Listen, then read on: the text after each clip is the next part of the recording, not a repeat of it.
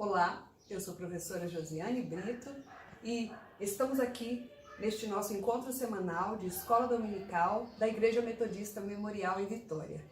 Estamos estudando a lição 17, que tem como título Uma Igreja que Serve. O texto bíblico básico para o nosso estudo é em 1 Pedro, 4, dos versículos 7 até o versículo 11. Vamos orar? Senhor Deus, muito obrigada por este dia abençoado que temos. Muito obrigada pelo teu amor dispensado até nós. Muito obrigada, Pai, pelo teu cuidado em nos trazer a tua palavra para nos ensinar, para nos instruir como devemos caminhar, como devemos agir. Pai, pedimos que o Senhor nos mostre realmente, claramente, esta tua vontade. Abençoe a cada um e a cada uma que estarão, Senhor Deus, ouvindo esta lição. Fica conosco, dá-nos um dia de paz. Oramos em nome de Jesus. Amém. Leiamos então 1 Pedro 4, de 7 até o versículo 11. E já está próximo o fim de todas as coisas. Portanto, sede sóbrios e vigiai em oração. Mas, sobretudo, tende ardente amor uns para com os outros, porque o amor cobrirá multidão de pecados. Sendo hospitaleiros uns para com os outros, sem murmurações. Cada um administre aos outros o dom como o recebeu, como bons despenseiros da multiforme graça de Deus. Se alguém falar, fale segundo as palavras de Deus. Se alguém administrar, administre segundo o poder que Deus dá, para que em tudo Deus seja glorificado por Jesus Cristo, a quem pertence a honra, a glória e o poder para todos sempre. Amém. Quais são os desafios de servir na igreja hoje, em tempos de pandemia? Como que a gente pode vencer esses desafios? Eu sei que não é fácil, né? Será que traz alguma alegria servir a igreja nesses tempos? Como que isso pode motivar pessoas a se engajarem na obra do Senhor? Essas são as perguntas e os questionamentos que nós podemos fazer no início dessa lição, mas que ao final dela você deve estar já consciente do que nós devemos fazer. Sabemos que não tem sido fácil, não é? Bem, mas o Senhor está nos orientando através da sua palavra. E nessa carta que Pedro escreveu aos cristãos, né, daquela época, ele fala o seguinte, que é um processo de crescimento, né? Pedro manda essa mensagem como um processo de crescimento em Cristo. A intenção dele é tratar de preceitos, de regras que são importantes, né? Que devem reger toda a existência cristã.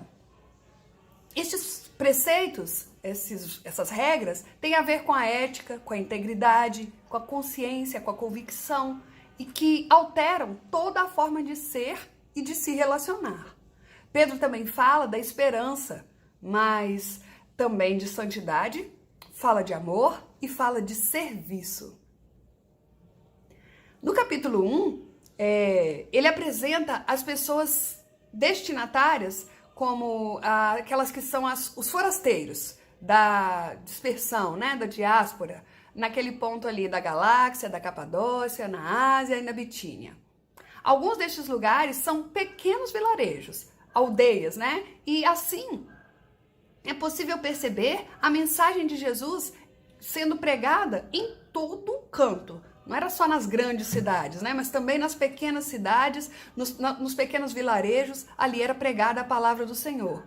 E a carta, ela vem sinalizar que aqueles novos seguidores da fé, eles são estrangeiros, são peregrinos, forasteiros, e eles estão totalmente dispersos ali naqueles locais. Essa realidade mostra, né, para o povo, salta aos olhos, porque peregrino, do grego paroikoi, quer dizer estrangeiro residente, ou seja, ele é alguém que tem permissão para residir e para cumprir os deveres naquele local, mas ele não tem os direitos de uma pessoa que é cidadã. Já forasteiros, que vem do grego pararepidemoi, este significa estrangeiros que não têm licença para permanecer naquele país e que não possuem nenhum direito e estavam nas piores condições do que os peregrinos, né? Que eram aqueles estrangeiros com permissão para estar ali. Essas condições, elas mantinham esse povo, esses forasteiros, esses estrangeiros, na margem, né? Na marginalidade. E eles sofriam muitas calúnias, difamação, e a comunidade local fazia essa pressão em cima deles. E o desafio ao serviço, registrado lá no capítulo 4, encontra-se com esse alerta, né, que Pedro dá para o fim de todas as coisas. Diante da proximidade deste fim de todas as coisas, os cristãos e as cristãs, eles deveriam buscar usar de sobriedade para orar e para ter muito amor uns para com os outros. Considerando esses dois fatores, o que Pedro fala? Sejam hospitaleiros, não murmurem, né? Esse contexto de perseguição àquele povo estrangeiro, peregrino, ele tinha que ser acolhedor às pessoas que não tinham para onde ir e para onde viver. Sua vida, sua casa deveriam estar abertas para que estas pessoas pudessem chegar.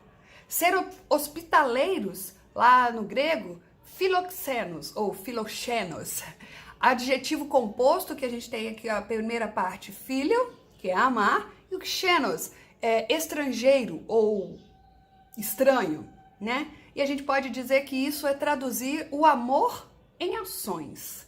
Tem a ver com mutualidade, com respeito, com acolhida, com cuidado. Essas atitudes, elas são muito necessárias para poder suportar essas situações, né, extremas vividas naquela comunidade. Pedro fala, sirvam uns aos outros, cada um conforme o dom que recebeu de Deus, né? Aqui ele fala que o serviço é mais uma expressão de amor, tanto ao próximo como a Deus. Pedro está querendo dizer que ele não está além das forças de quem o realiza, porque ele é feito a partir de um dom, ou seja, a partir daquela carismata, que são os dons da graça. E esses dons, eles são dados por Deus por causa da sua graça, que é multiforme, diversificada, né? Esta expressão mostra que há diferentes dons e que eles são distribuídos individualmente, como Paulo também fala disto, né? Como bons dispenseiros, o grego dessa palavra, oikonomos, que significa governante ou gerente da casa, com bons dispenseiros desta graça, Pedro desafia ao zelo de servir, né? Reconhecendo que o dom pertence a Deus e que vem de Deus. Quando ele fala assim, olha, se alguém fala, fale de acordo com as orientações de Deus, né? Com aquilo que é sendo passado por Deus. Se alguém serve, faça-o na força de Deus, que Deus te dá.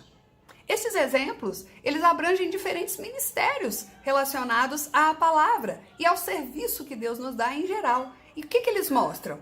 Eles mostram fidelidade e dependência, que são essenciais no reino de Deus. Ninguém deve falar além do que recebeu de Deus.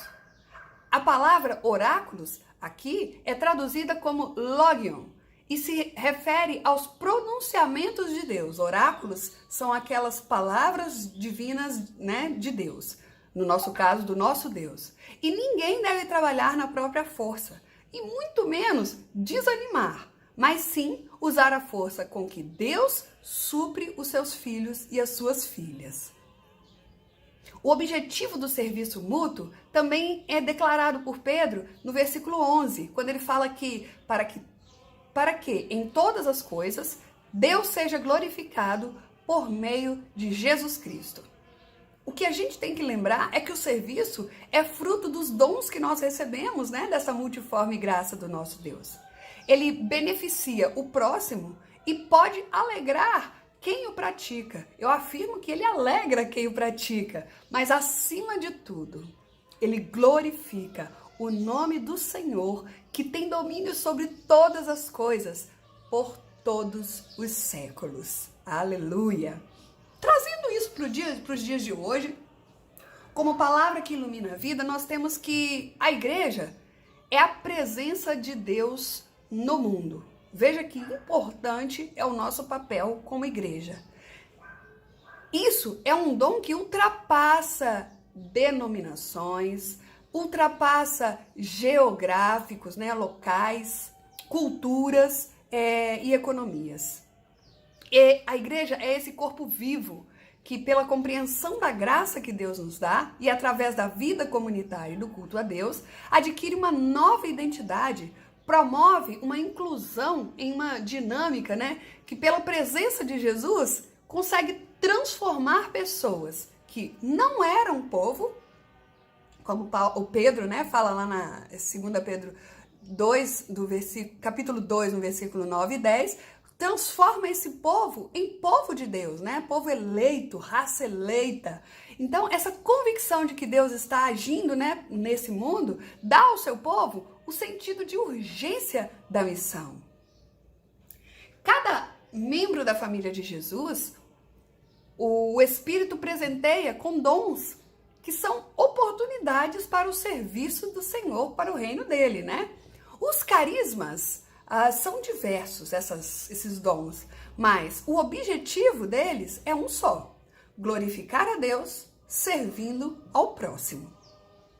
Em tempos de pandemia, a missão continua virtualmente. Os irmãos e as irmãs têm ministrado a palavra, né, todos os dias da semana, no domingo, tendo estudos de escola dominical comigo aqui, com a Michele para os jovens e adolescentes, com a Júlia para as crianças, ou seja, uma comunidade completa sendo servida. E tem ainda aqueles irmãos que estão servindo e que não aparecem aqui virtualmente, mas que fazem com que esse trabalho chegue para você, né, na melhor qualidade. Então nós temos aí, olha, a Emil, Saula, Juliana, Marcela, a Carla e a pastora, né, também o pastor Rubens, intercedemos por ele. Temos estes irmãos sempre agindo virtualmente nesse tempo de pandemia. Por quê? Porque tem amor, porque quer atingir o coração dos irmãos e das irmãs que estão neste momento isolados. Você pode ser um pastor, um missionário, pode cuidar do louvor, ser aquela pessoa que, né, que cuida do templo, dedica, ensina. Bem, você pode fazer tudo. Mas Pedro ainda quer nos ensinar algumas formas de como é preciso viver esse serviço. Bem, ele nos diz que não adianta a gente ser igreja sem oração. Ele quer reafirmar que a oração era muito importante para aquele momento. E na igreja primitiva era essencial que houvesse esse momento, como também hoje, né? O serviço, a missão, eles eram discernidos e distribuídos a partir de oração. Então aquele povo orava e o Senhor orientava quem iria estar, né, fazendo aquele serviço, quem ia ministrar. Precisamos resgatar este princípio para os dias de hoje. Por quê? Porque muitas vezes, diante da necessidade da igreja, a gente passa mais tempo reclamando do que buscando soluções em oração. A oração feita criteriosa e sobriamente, ela nos fortalece a fé diante dessas necessidades e aponta os caminhos para supri-la, né? Usando os dons para o serviço do reino. Me lembro muito da pastora Raquel orando, né, nos momentos difíceis de decisão da nossa igreja, seja para o tesoureiro, o secretário, seja para qualquer ministério que nós temos. Ela sempre fala: eu vou orar e Deus vai nos mostrar. A oração, né, como diria o bispo... me falhou o nome dele aqui agora, mas ele fala assim: a oração está sempre em ordem. Bispo Adriel, ele fala: a oração está sempre em ordem. Como Pedro também, né, ressalta nessa carta. Outra coisa que Pedro fala: nós temos que ter amor com motivação. Amor pelas pessoas é fruto do amor de Deus, como está escrito lá em João. Ele está acima de tudo e ele se expressa nos diferentes serviços que a gente faz, né? Seja na hospitalidade, quando a gente está tendo essa oportunidade, seja na ministração da Bíblia, da palavra de Deus, através, né, da internet, da forma que a gente está fazendo, da melhor forma que a gente pode estar fazendo.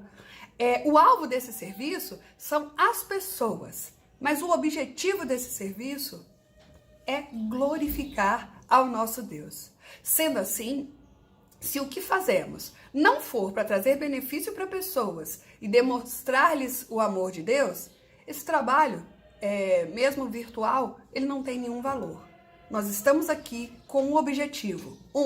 Mostrar a você o amor de Deus e exaltar e glorificar a Deus que nos deu este amor, que nos deu esta graça. Aleluia.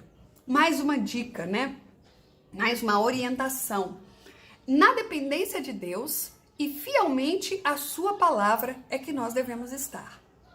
A fidelidade, ela deve se manifestar naquilo que falamos em nome de Deus e também nas outras ações. Ou seja, eu tenho que praticar, fazer algo, mas eu também tenho que falar aquilo que está na palavra, claro. Não devemos realizar nenhum serviço que não seja direcionado por Deus, pois Ele é com sabedoria que distribui estes dons para cada pessoa poder atuar em diversas áreas dentro da igreja, compondo com outras todo o serviço do reino, que se manifesta, né, tanto na igreja quanto fora da igreja também. Assim, nós trabalhamos na força do Senhor, reconhecendo que tudo, né, a inspiração e a realização vem dele. E também glorificar ao Senhor.